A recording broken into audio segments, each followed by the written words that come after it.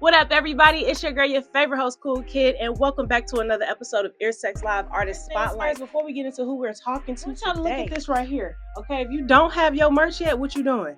COOLKID Drip crew neck is out right now, limited drop. Once they run out, that's it, new drop coming. So go ahead, go to the website, coolkidproduction.com, get your crew neck today, baby. Swag that thing out, and make sure you tag us on Instagram when you wear it, at coolkidproduction_. Make sure you following us on Instagram.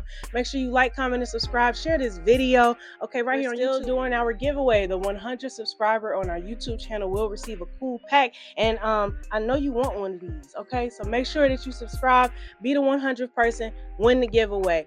And once again, it's your girl, your favorite host, COOLKID. Today we're talking to MIKE DYL. We are at STANKONIA Studios. You've seen him before, but if you missed him, you about to catch him again. It's your girl, your favorite host. Let's get into it. Turn it up right there. Oh yeah, that sound good. Mic check 1 2. Oh yeah, that sound good. COOLKID checking in. Time to take your. What it do? What's happening? Like she said, man, it's your boy MIKE DYL. What's going on with y'all, man? Let's get some shit. Yeah, let's get into it, man. Welcome to EARSEXLIVE Artist Spotlight. Thank you for sitting down with us today. First things first, you know what I'm saying? Let's get into where you from. Who is MIKE DYL? MIKE DYL is just a young man dreaming from Noonan, Georgia, by way of Blackjack, Georgia. You know what I'm saying? Coweta County, putting on for the backwoods, the country folks. You know what I'm saying? Word, real southern rap. Yeah, you know what I'm saying? Can't help it, can't run from it, you feel me? Word. Now, word on the street is you used to be a star athlete. Yeah, you know what I'm saying? I grew up playing everything from baseball to football to baseball. I kind of had these moments where I was like, damn, I wish I would have kept playing baseball, because as a youngin', I had the light on me as a baseball player. You know what I'm saying? I was in the newspaper. It's like a plaque at the Noonan Rec Department right now on one of the fields. Names on one of those for us winning Super State. You know what I'm saying? So yeah, I'm an athlete. You know what I'm saying? But I went through high school playing basketball and everything. As I graduated, coming from Noonan, it's very small country. Unfortunately, we didn't have coaches that were driven to see kids leave and go somewhere. And I wouldn't say necessarily wanted you to stay home, but they didn't care really what you did. Right. They really wasn't like that doing stuff, but yeah, it's cool for the moment. Yeah, it was. So like, it's a football driven county. So the football players football players had more of a chance to get a light.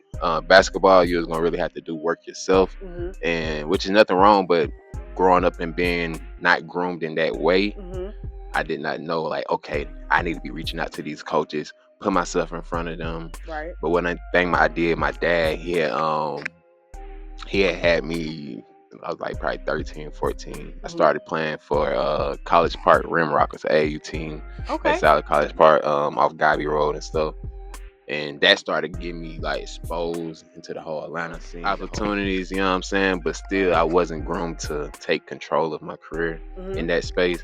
And I was depending on coaches and other people to put me in that space. So getting looks, and I was getting like write-ups and everything like that, but I wasn't getting no calls. Right. So I was like, what's going on? But I was leaning on thinking that, okay, the call's gonna come. Right. You know what I'm saying? Calls never came. Then when I graduated, getting ready to graduate, I had a JUCO in California that was trying to get me to come out there, and a couple other schools. And I would say now, looking back at it, I had an ego problem because I would be playing schools. Yeah. It's a thing. For sure. But I would be playing schools, right? In Atlanta, come up there, giving the folks the business, right? I'm standing at the free throw line. I would just remember vividly, like, people like, yo, where you going to school with? I ain't got no offers yet. Where you going, bro?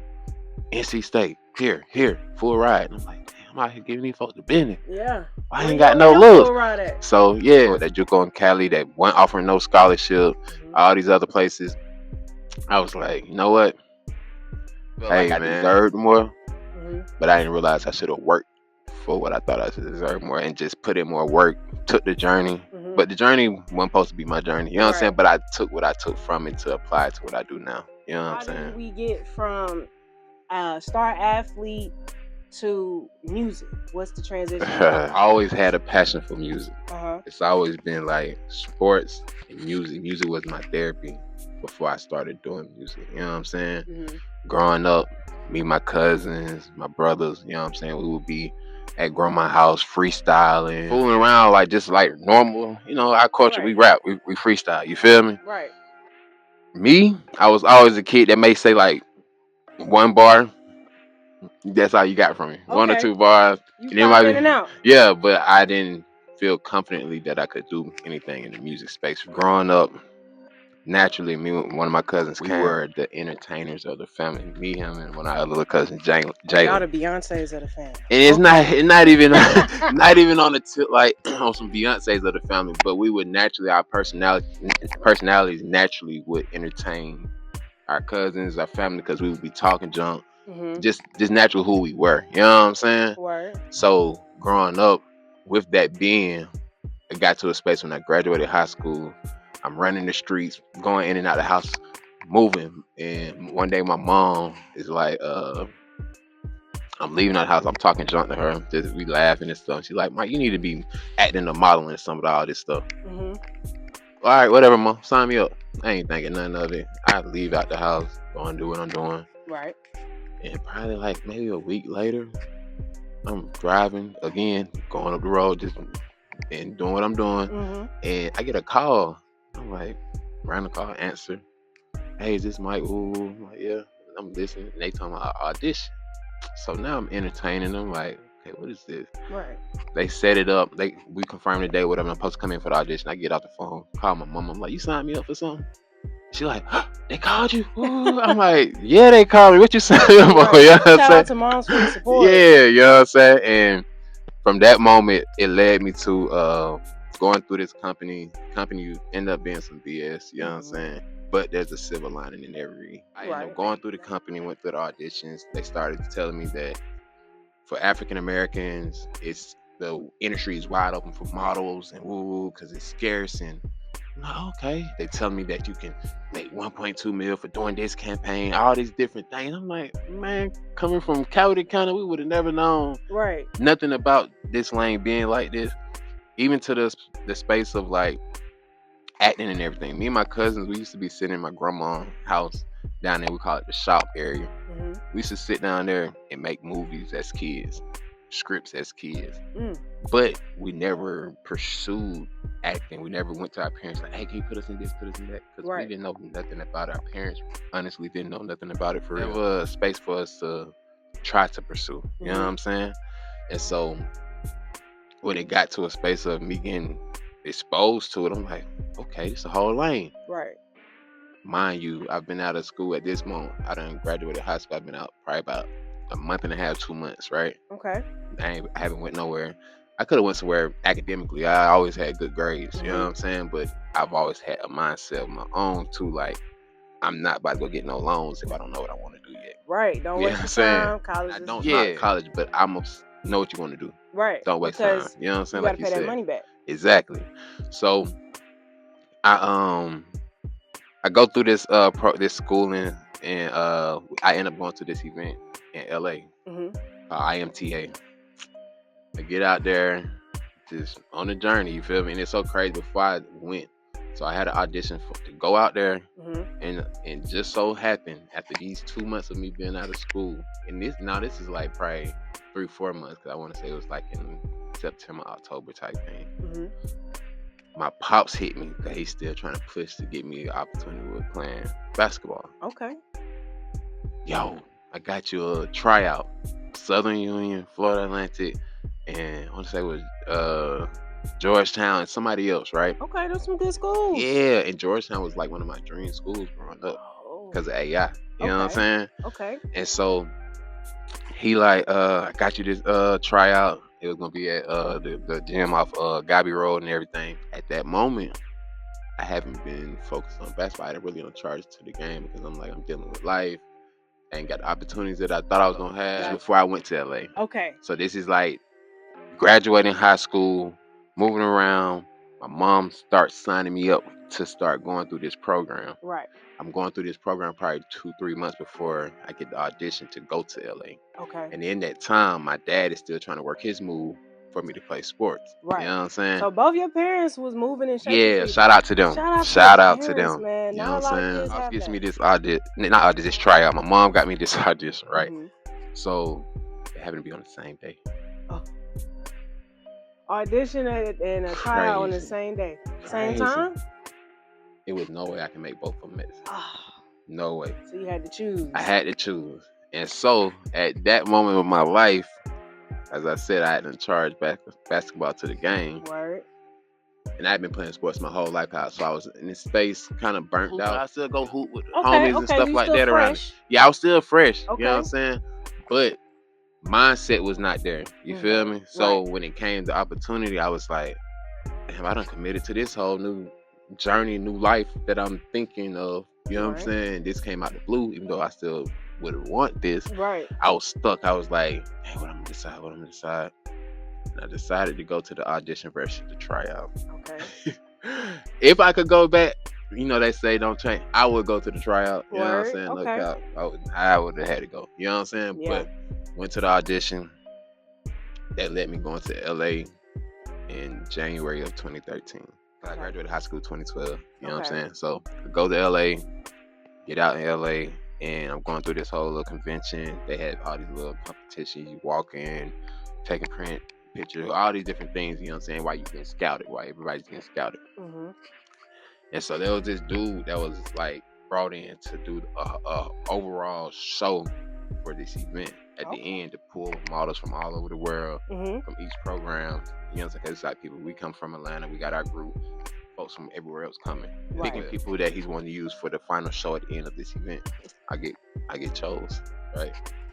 And so I remember being in the hallway at 2 a.m. in this hotel in downtown LA. We're rehearsing for this show. It's my first time even getting this type of experience. And I remember like looking at a wall, and he had us like coming out walking, look at a wall, and I was looking at the wall like it's like the edge of the stage or whatever, right? And we counting our head to 5. When we getting 5, there's some people behind us. We all got to be in sync to turn at the same time. I remember turning, and I get to the other side of the wall of the hallway. I hear a voice, but it was a voice I heard before. It was in a dream, but I didn't know who the voice was. It's crazy because I wasn't trying to manifest it. It was just like something was shown to me before it happened to let me know once I was there that I'm on the journey I'm supposed to be. Yeah, so I called my mom like, yo, I had this dream. I was in the hallway just now. The dream, I felt it. I knew, I didn't know the voice, but now I know the voice. Ooh, right, it's crazy. I'm back to Atlanta after the convention. I got like 4 or 5 callbacks, right? But the person that put the show together gave me that card as well. He's supposed to be a big manager. He has some supermodels. They still like big models to this day. Okay. Right? And he tells me to reach out to him when I get back to Atlanta. I reach out to him. He wants to sign me. I'm like, bet. And at this point, I'm like, shoot. Cali been a dream. I'm moving to Cali. You feel me? March of 2013. You was in LA. I'm moving back to Cali. Okay. Not moving back. I'm moving to Cali. Right. So my mom and my stepdad, they ended up driving me across country. They moved. Shout out my mom. She had one car in Camry. Like her and my stepdad. So they had the Camry got you too, because that's a 2.5 day trip. Yeah. From Atlanta. Yeah, your parents did that. and she's so real. My mom's left me with that car in Cali so I could have transportation. Her and my stepdad flew back to Atlanta from LA. She got another vehicle, but she left me with that vehicle out there so that I could have transportation, right? Right. I'm out there at 18 years old.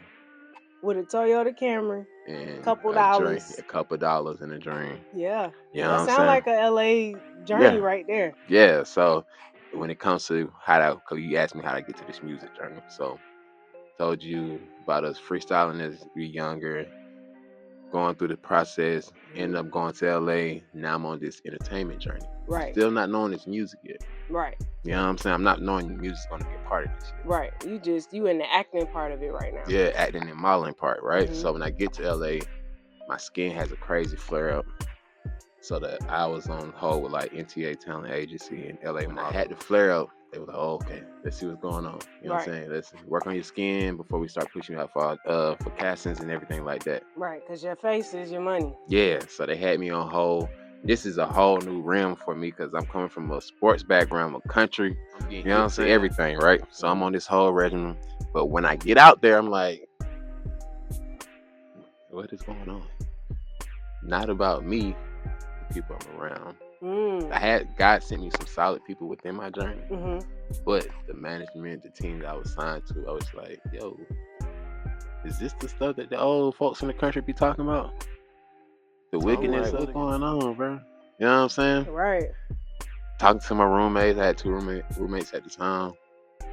That, because you know, like you got the model houses and stuff, so these people were signed to him already. They got an apartment together, so he kind of set me up with them before I got out there, right? Right, makes sense. They were solid people. They still like my brothers and sisters today. Talking to them like, yo, what in the world is this? They put me up on game because they've been in the game for a little minute, like showing me how to move, how to operate, like stand on your business, stand on who you is. You feel me? Because if you don't, that's the surefire way to get drugged through the mud. You gonna get. I done heard. I have had a very solid upbringing. I really called my mama while I was out there. Like, I appreciate the way y'all raised me. Yeah. Because I watched people out there not being raised the right way. And there's not a right or wrong way, but not being raised with core values and morals. Yeah. Seeing people break down, realizing like nobody else is folding with you. And you like, dang, I thought I had to do. You ain't had to do nothing. You got a choice. Yeah. Don't ever let nobody make you feel, because the first thing they used to say was, what you want to do somebody else with. Long story short, I leave the management after 2 months of being out there. Dang. So all of that, moved to LA. Yeah. 2 months later, you say, I'm done. I'm out of, this ain't for me. Those 2 months passed, leave the management, stay out in LA for another 5 months, trying to navigate, try to see if I can move around. Okay. Yeah, no, I'm about to go back to Atlanta. This ain't the dream I thought of. It wasn't about it being hard. It was more so of the morality of what was going on. You know what I'm saying? So the city of angels, they call it that for a reason. You feel me? You might come on, you got to be careful. I'm telling you, for real. Yeah. And so I come back to Atlanta, and before I come back, that time of me being out there, I started me and my cousins. I had my cousin Cam and Jude. I think my brother was down at the time as well. That was in Orlando in school. Started sending videos back and forth to each other of us rapping. Okay. You feel me? Here we go. So this started kind of sparking this music thing, right? So, and I got a couple homies while I was in LA that was signed to the management. We all kind of like formed a tight knit group. And one of my buddies, Josh David, he had started producing and stuff. You know what I'm saying? Okay. So it was like, but I was still the guy that would just sit back. Even in high school, like I'd be around my partner Marcus. He used to like produce for folk, engineer and stuff. He had a little setup in his house. People come over, record. I would never get on the mic. They might get on the mic. Never. And nobody ever seen this coming. You know what I'm saying? I ain't see it coming, but nobody else. You wasn't shy. That just wasn't where you was I just wasn't doing that. You know what I'm saying? I had no confidence in that. And so video rapping, come back to Atlanta. I get here. By that time, they end up coming back from Orlando and stuff as well. We used to be in the car, hotboxing, freestyling. Right. Going crazy. Like, just rocking out. Our cousin Jamal at his apartment when he used to stay in like Mechanicsville, and they're rapping, freestyling. We look around at each other like, hold on, bro, this is actually kind of hard. Maybe we should really try this music thing. Yeah, maybe you should take it serious. You know what I'm saying? Okay. So at this point, I had a cousin named Brian, and he's one of the ones. Shout out to Brian. He really popped off this thing for real. He was already recording himself, shooting videos, putting stuff out, right? We used to be amazed by it. My boy Duke, Ked, my cousin Ked, right? Growing up, he was the one freestyling. Everybody wanted to be like Ked when it came to rapping. You know what I'm saying? Who that guy? He the one, like, yeah, you feel me? Word. Like, me and him got hella songs. We done wrote hella records. I got a record that y'all gonna hear this year. He wrote that whole record. Wow. Not just rapped it. Okay. That's how we like this, you know, and that's how much confidence I got in what he did. He go by Duke, but his name is Ked, 94 Duke on Instagram. First, we was at his first son. I think they had an apartment together, and we was in like their kitchen. We started recording at the table. Okay. Then we was at my grandma's house in the back room recording, and that's what popped off this whole journey. You know what I'm saying? Right. At this point, we was like, all right, this shit, nigga. Like, you go on SoundCloud, find me on SoundCloud, you can find these old songs. You feel me? Oh, I got to look at that. I thought I did all my research. Yeah, okay. So we got some old stuff on there. You under there under MIKE DYL? Mm-hmm. Okay. For sure. And MIKE DYL, that's your stage name? Yeah. That's the name you rocking with? For sure. And the backstory of Mike Dyl, my cousin Cam, KG, he don't gave me that name. So Dyl is short for Dylan. Okay. You know what I'm saying? DYLAN. So Mike Dyl. Yeah, my whole name is Michael Dylan Anthony. Okay. You know what I'm saying?